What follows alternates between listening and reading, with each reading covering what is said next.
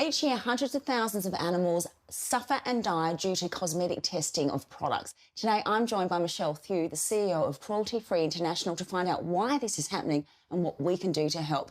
Why and how are animals used in testing of cosmetic products? Well, animals have been used since the 1940s, traditionally for toxicity tests, the kinds of tests that you use for chemicals to test their effect on the body. And, 500,000 cosmetics testing alone, but the problem is far bigger when we look at all scientific testing, isn't it? Yes, that's right. We estimate around 192 million animals are used in research and testing internationally every year. What are the alternatives if we're not using animals? I mean, can we find alternatives? Is it still okay? What's actually happened in the last few decades is that non-animal methods have really improved. So now you can use computer modelling, you can look, for example, at existing chemicals and what the effects of those are, read across that data into new chemicals, and some really exciting developments where you can use, say, reconstructed human skin instead of scraping the back off a guinea pig, for example. Yeah, absolutely. And I did read one of the numbers on your website was 200,000 dogs. That's not with cosmetic testing, they're not used in that, but just in testing overall. Yes, so when we're talking about cosmetics testing, we generally are talking about animals like rabbits, for example. Guinea pigs will be used. I think the rabbit has become the iconic animal that's been identified with cosmetics testing, and that's largely because of a test called the Dray's Eye test, which was, again, developed in the 1940s, and that's where substances are dripped into the eyes of rabbits to test their effect. And I think that's made rabbits the iconic animal for cosmetics testing.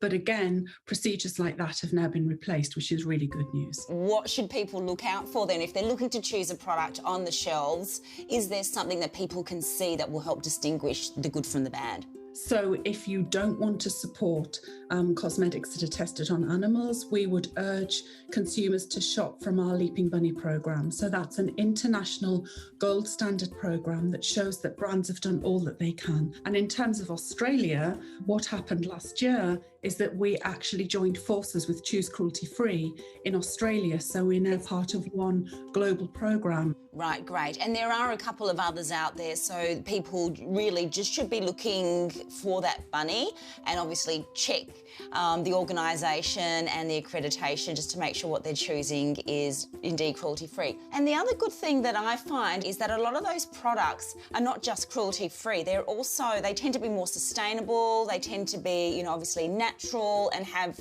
a lot of other benefits that go along with them. You've got to do your homework and you've got to maybe look for a few different labels when you're out shopping, but increasingly brands are really listening to what consumers want. Lovely. Well, wonderful. Thank you so much for your time. Thank you, Lara. Yes, we're definitely moving in the right direction, which is great news. Yeah, lovely. Thanks, Michelle. If you're looking for a cruelty-free dog grooming range, visit dogongorgeous.com.au. And for cruelty-free cosmetics, head to thekindcollectiveaustralia.com. Both are natural, all Australian made and owned products.